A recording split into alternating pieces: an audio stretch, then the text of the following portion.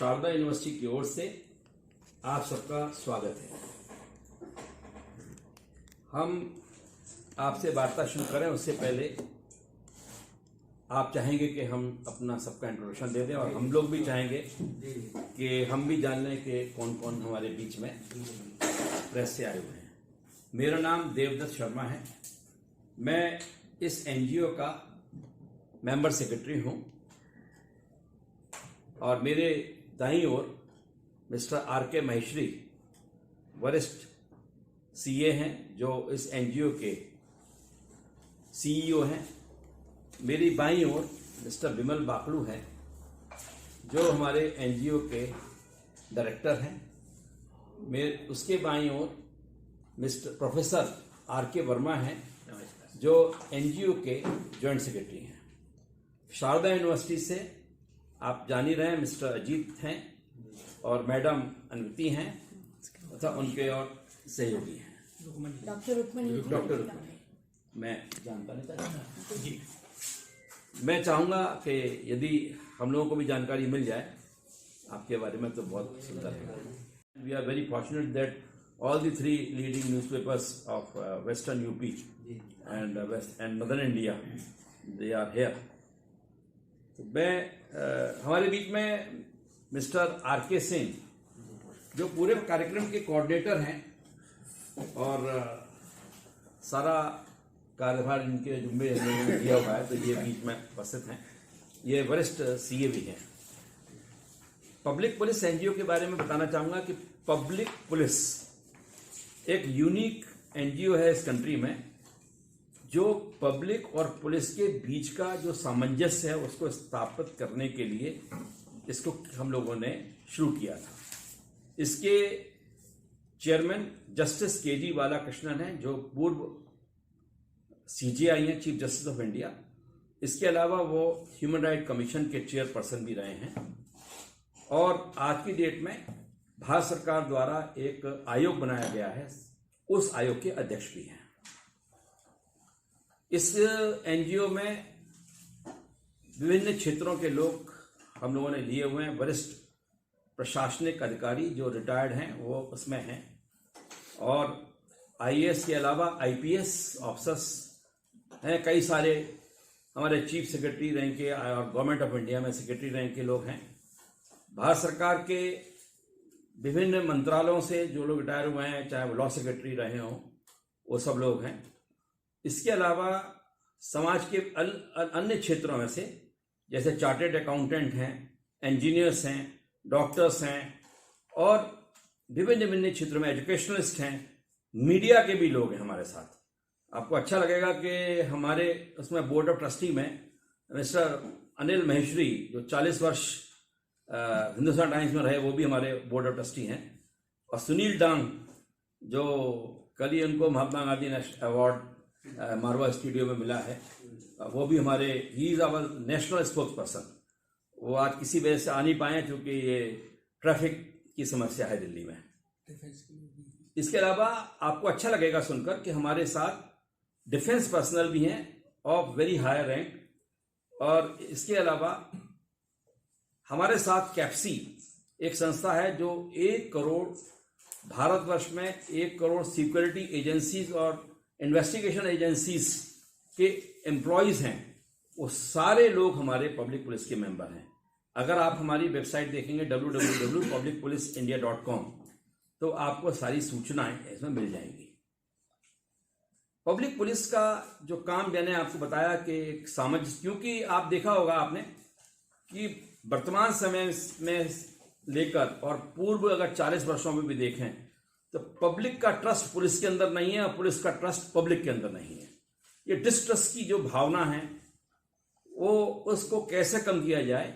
उसके अलावा पुलिस, चूंकि मैं बहुत समय कलेक्टर और कमिश्नर रहा हूं, मैंने एक बात देखी है कि पुलिस पर्सनल जो है 24 घंटे में से 18 घंटे जी जान से काम करते हैं। उनको ये भी पता नहीं होता कि उनका बच्चा कहाँ पढ़ रहा है, उनकी बीवी की तबीयत कैसी है, लेकिन उनका कोई क्रेडिट किसी प्रकार का पुलिस पर्सनल को नहीं मिल पाता, जबकि उनको अच्छे गुड वर्क का क्रेडिट मिलना चाहिए। तो हमने एक शुरू किया है कि हम अच्छे जो गुड वर्क वाले ऑफिसर्स हैं या ऑफिशियल्स हैं, right from constable to the direct ADG और डीजी तक, सबको हम लोग अपने सार्वजनिक रूप से विभिन्न स्टेट्स में सबको सम्मानित करते हैं।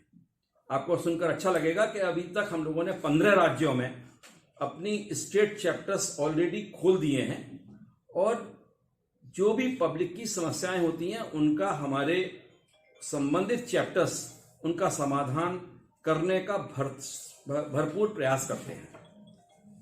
मैं बताना चाहूँगा कि ये जो हमारा एनजीओ है, इसने कोविड पीरियड में, जैसे आप पत्रकार बंधु जो है हमारे, तो कोविड पीरियड में कोविड वॉरियर्स का काम किया आप लोगों ने। जब सारी दुनिया घरों में बंद थी, लेकिन पत्रकार बंधु जो हैं वो घर से निकल करके बिना अपनी जान की परवाह किए हुए आप लोग बाहर निकलते थे और आप रिपोर्टिंग ऐसी करते थे कि उस समय के हिसाब से लोगों को पता लग जाए कि भाई क्या हो रहा है।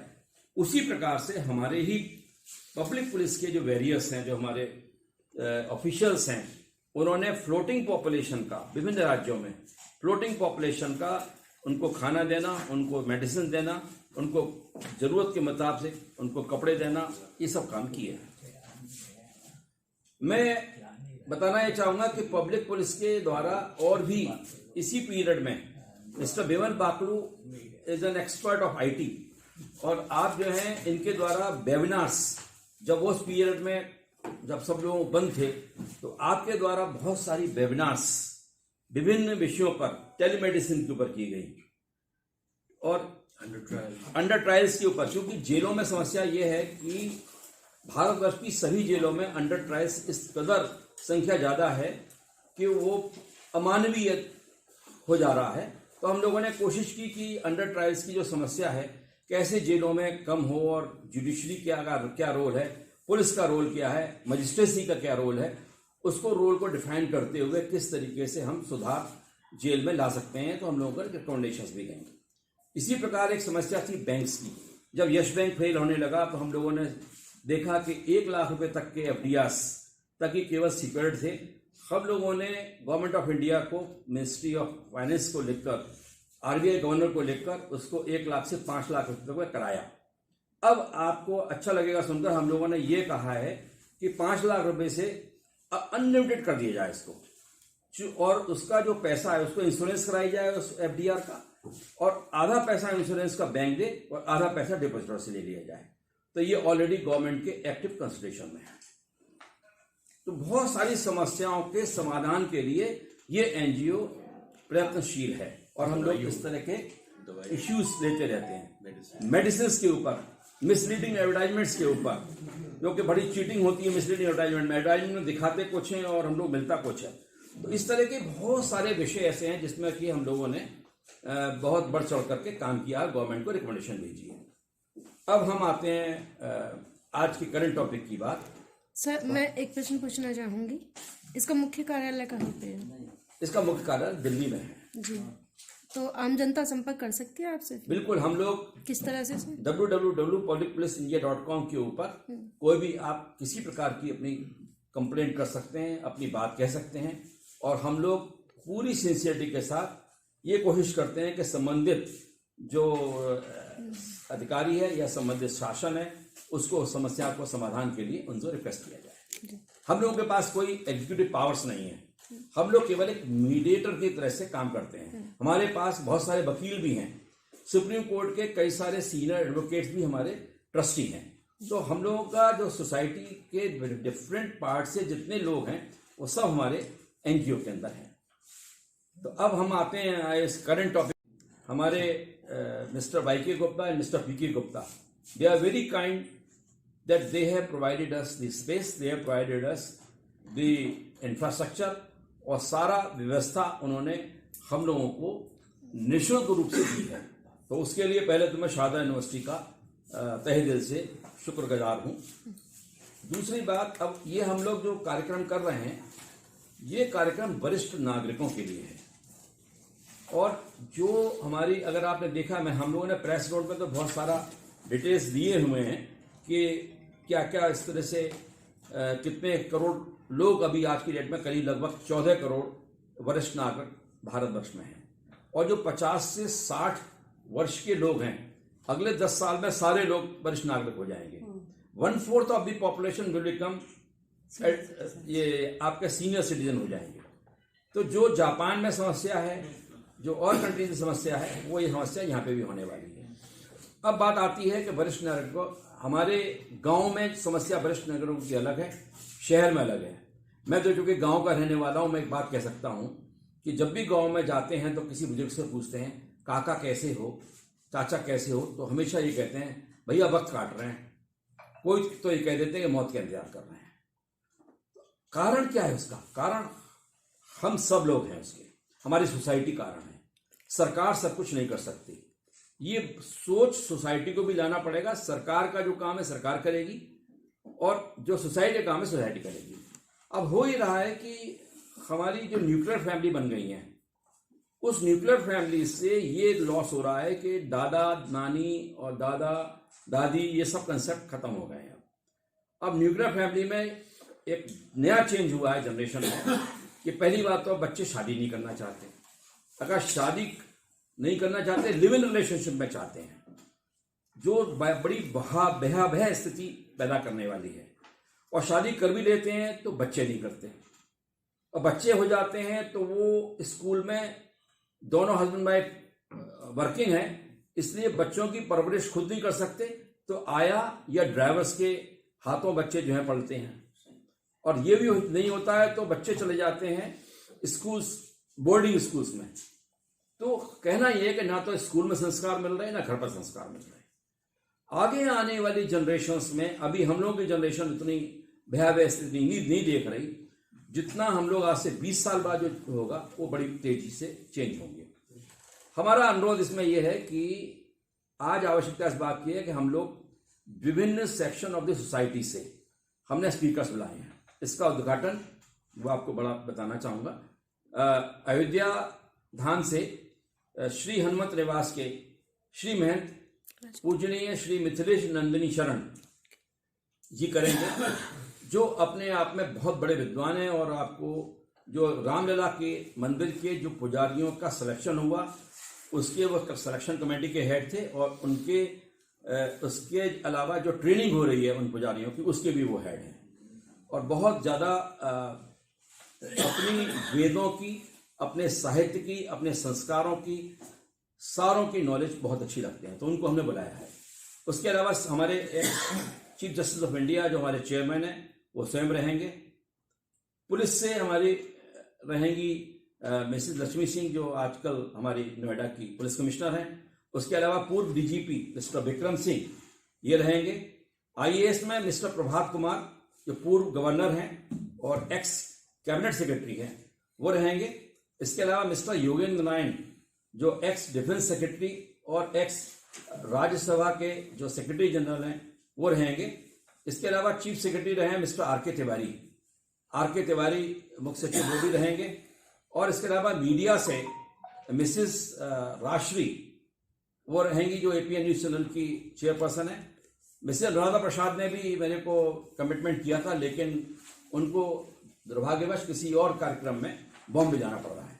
इसके अलावा कवियत्रियों में से, क्योंकि कवि सारे लोगों से मिलता है, कवि की भावना एक अलग रहती है, तो एक हमने कवियों में से लिया है, वो रहेंगी हमारी श्रीमती सरिता शर्मा जो बहुत उनका एक नामचीन कवि हैं हिंदुस्तान में, वो रहेंगी। उसके अलावा एक वरिष्ठ वकीलों में से सीनियर एडवोकेट मिस्टर प्रदीप राय वो रहेंगे। इसके अलावा हमारे साथ मैथिली अखाड़े के आचार्य महामंडलेश्वर स्वामी कैलाशानंद जी, जिनके पास लगभग 25 लाख नागा साधु हैं, वो इसका समापन कर रहे हैं और वो इसका पुलिस पर्सनल को प्राइज डिस्ट्रीब्यूशन उनके हाथों किया जा रहा है। इसके अलावा हमारे बीच में जस्टिस सतीश चंद्रा जो पूर्व हाईकोर्ट जज हैं वो रहेंगे। जस्टिस राकेश शर्मा पूर्व हाईकोर्ट जज इलाहाबाद हाईकोर्ट रहेंगे। और मिस्टर पीके मल्होत्रा ये एक्स लॉ सेक्रेटरी हैं गवर्नमेंट ऑफ इंडिया में, वो लीगल इश्यूज पर बताएंगे कि अभी तक कौन से एक्ट हैं और उन एक्ट पर अभी तक गवर्नमेंट ने क्या कार्रवाई की है।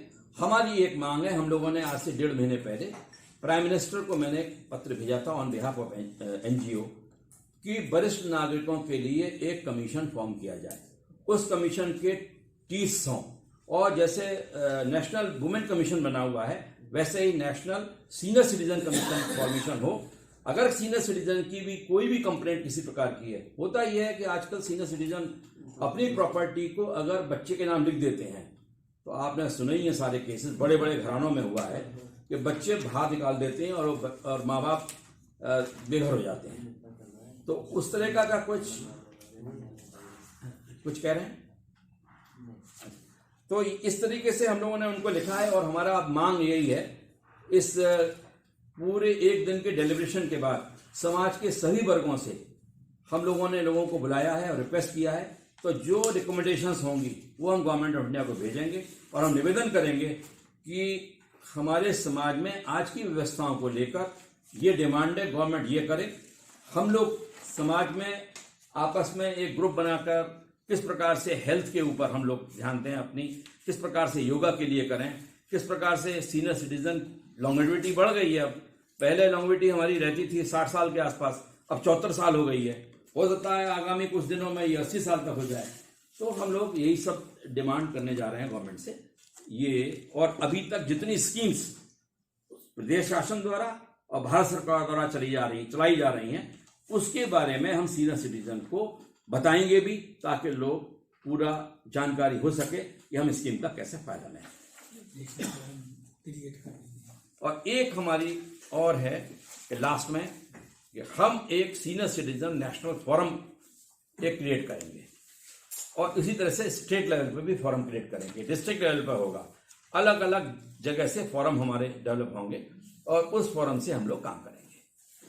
तो मेरे ख्याल से हम लोगों ने सब कवर कर दिया। बाकी आपको सर एक दो पॉइंट मैं ऐड करना चाहूँगा। जैसे सर ने बताया कि हम लोग जो दूसरे देश, जापान का एग्जाम्पल दिया है कि वहाँ बहुत एज हो रहे हैं लोग, तो वो क्या कर रहे हैं, कैसे कर रहे हैं। कुछ हमारे लोग हैं जो बोलेंगे, जो आ भी रहे हैं। उनमें से एक ऑस्ट्रेलिया से प्रोफेसर आ रहे हैं हेमंत जी, वो बताएंगे कि वहाँ पे क्या करते हैं, वहाँ भी ये समस्या है, वो किस तरह इसका निवारण करते हैं। हमने एक दुबई से भी बुलाए हैं डॉक्टर कनक आएंगे मदेचा जी, और वो वहाँ क्या समस्या है, वो कैसे उसका समाधान करते हैं, उसके बारे में वो भी बताएंगे। एक है डॉक्टर सुधीर चोपड़ा, यूरोप से आ रहे हैं, बेल्जियम से, और वो बताएंगे कि वहाँ किस तरह की समस्याएं हैं और वो किस तरह से उसका निवारण करते हैं। तो काफ़ी कम्प्रीहेंसिव एक डायलॉग होगा, जिसके बेसिस पे हम सोच रहे हैं कि कुछ रिकमेंडेशंस आएंगे जो हम गवर्नमेंट ऑफ इंडिया को भेजेंगे। सीनियर सिटीजन्स का एक लॉ था जो कि 2007 का चल रहा है, गवर्नमेंट उसमें काम करती है।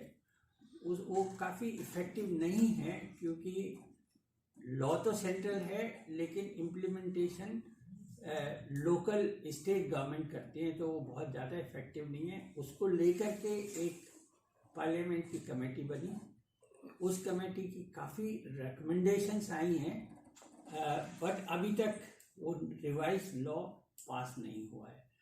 उसके बारे में, उसके लिए भी हम लोग काफ़ी कुछ इस सेमिनार के थ्रू जो सजेशन आएंगे उस कमीशन को भेजेंगे, जिससे कि कुछ और चीज़ें इंक्लूड करी जा सके। ये मैं ऐड करना चाह रहा था।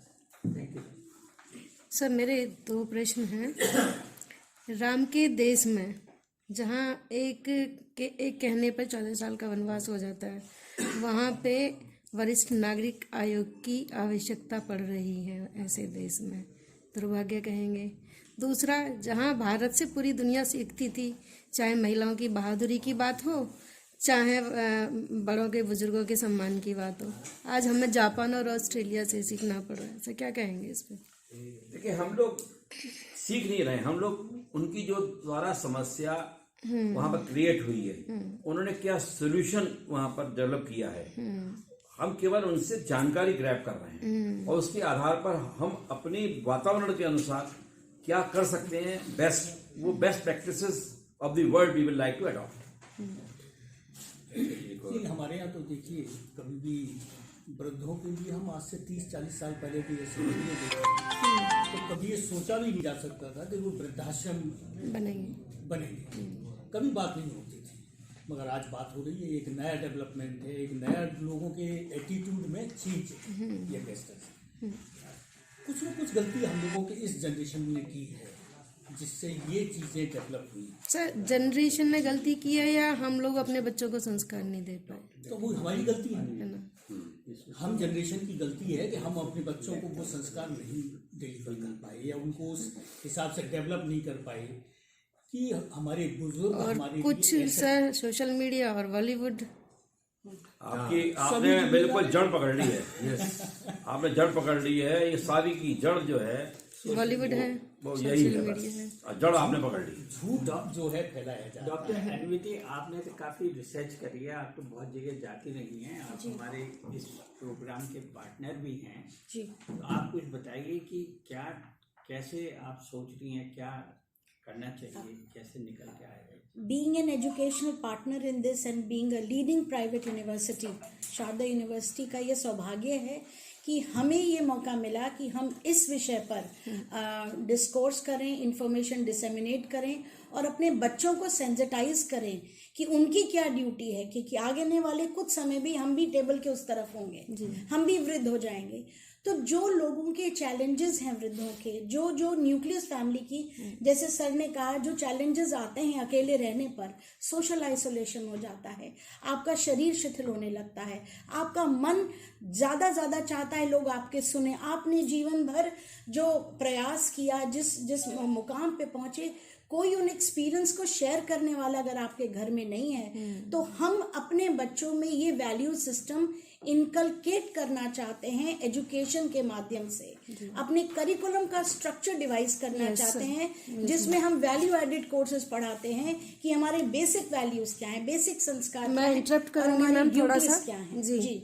जब आप और हम पढ़ते थे तो सर मैम उस समय नैतिक ज्ञान की किताबें होती थी, लेकिन ना इस समय हटा दी गई हैं। जब ये हमारे बच्चे बड़े हुए हैं तो उसके लिए सरकारें भी तो जिम्मेदार हैं सर कि ऐसी शिक्षा को हटाया क्यों गया कि जिससे हमारी जनरेशन सीखती है कि कैसे जीवन को बढ़ाया जाएगा। पहले गुरुकुल का वो था ना कंसेप्ट, और जो मैकाले का कंसेप्ट आया तो उससे सारा गड़बड़ हुआ है। शिक्षा पद्धति सारी बदली है, सारा पूरा गुलामी की तरफ हम लोग मैकाले सिस्टम में चले गए। लेकिन अब यूनिवर्सिटी ग्रांट्स कमीशन की जो नेशनल एजुकेशन पॉलिसी आई है उसके तहत हमको फिर अपनी जड़ों के प्रति और अपना जो कल्चर है, स्पेशली जो हिंदुस्तान का कल्चर है, एक मिलके रहना, कलेक्टिव लिविंग का, और सोसाइटी के प्रति आपके, उसके प्रति हमें ऐसे विषयों का अपने करिकुलम में लाना पड़ेगा कि बच्चों को अवेयरनेस हो, बच्चे सेंसिटाइज हों, बच्चे जाने क्या हमारी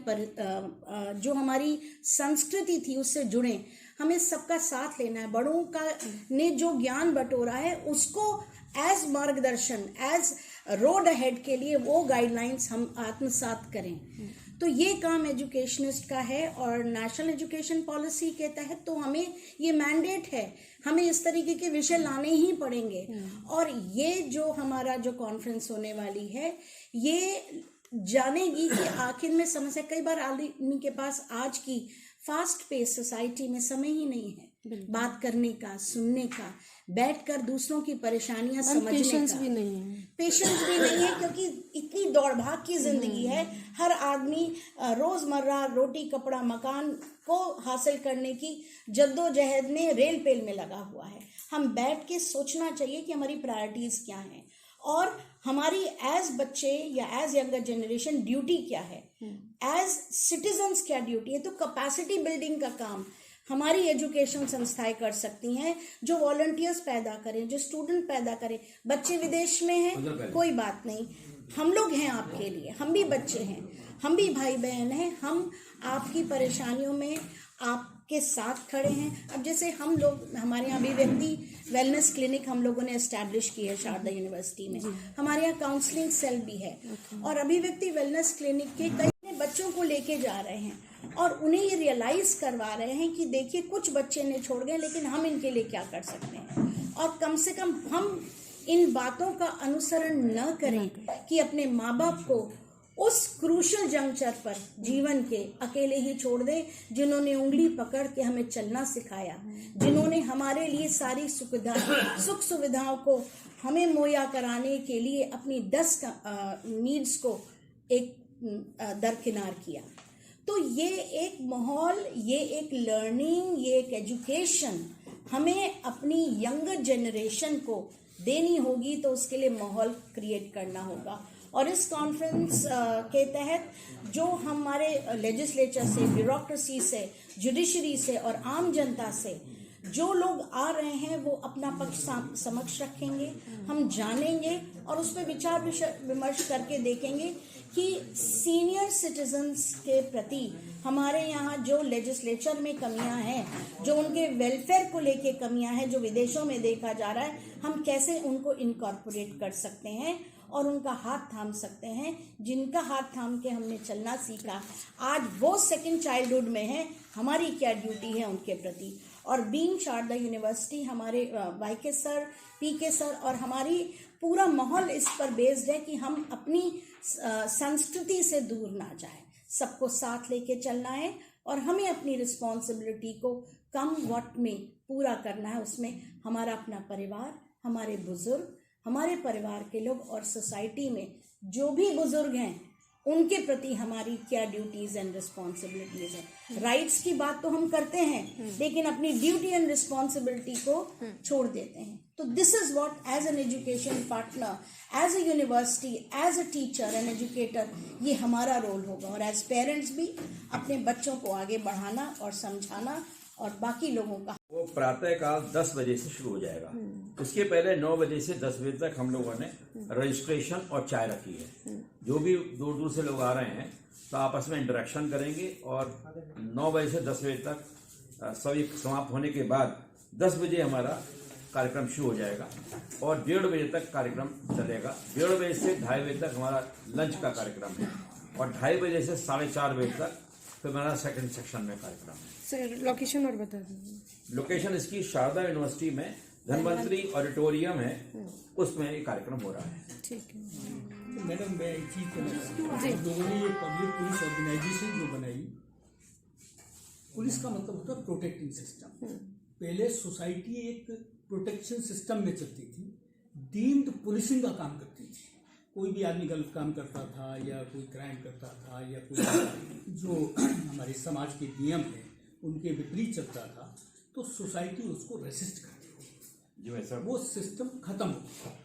अब कोई किसी की परवाह नहीं। भाई साहब, तो हम लोगों ने इसी को सोच के कि पुलिस मीन्स प्रोटेक्शन सिस्टम, जी, वो प्रोटेक्शन सिस्टम जो खत्म हो गया है उसको हम सब लोगों ने मिलकर, जो हमारे 23 फाउंडर ट्रस्टीज थे फ्रॉम द डिफरेंट सेक्टर, उन सबसे डिस्कशन करके हम लोगों ने ये एक संस्था, इसीलिए इसका नाम पब्लिक पुलिस रखा। और क्या करना है कि भाई पब्लिक को भी पुलिस की तरह से एक्ट करना है, विजिलेंट होना है और जहाँ कहीं भी कोई गलत हो रहा है उसके अगेंस्ट में खड़ा होना है। हम लोगों को सबको support deemed policing from the society create. बहुत बढ़िया, बहुत। तो इसलिए हम लोगों ने इसका नाम सर मैं जितना समझती हूँ पुलिस एक मित्र की तरह व्यवहार होना चाहिए आम जनता की, लेकिन आम जनता उल्टी भयभीत रहती है, ऐसा छवि बनी हुई है मन में प्रशासन के प्रति। ये संस्था काम कर रही है, बहुत सारी ट्रेनिंग प्रोग्राम करते हैं, सोसाइटी में जा करके हम लोगों से इंटरेक्ट करते हैं। तो ये इसलिए इसका ये पर्पज है और ये भय कम हो। इनफैक्ट अगर आप आएंगे उस दिन तो 4 बजे के करीब आप देखेंगे कि जितने पुलिस वालों ने अच्छे अच्छे काम करे उन सबको हमारी संस्था के द्वारा अवार्ड भी किया जाएगा, जिससे उनका मनोबल और बढ़े अच्छे काम करने के लिए। तो इस तरह से ही आपस में ये जो है इंटरेक्शन बढ़ेगी। और हम लोगों ने मतलब सर ने आपको बताया था कि कितनी पुलिस स्टेशंस में जा करके उनके बच्चों को ओरिएंट किया है, उनको गाइड किया है कि कहाँ आपको अच्छा एडमिशन मिल सकता है, आपका करियर कहाँ सुरक्षित होगा, क्योंकि उनके पिताजी के पास टाइम नहीं होता। तो हमारी संस्था वो भी काम करती है जिससे कि पुलिस वाले भी ये ना फील करें क्योंकि हम तो सोसाइटी से बिल्कुल अलग अलग है। That is the work this संस्था इज डूइंग।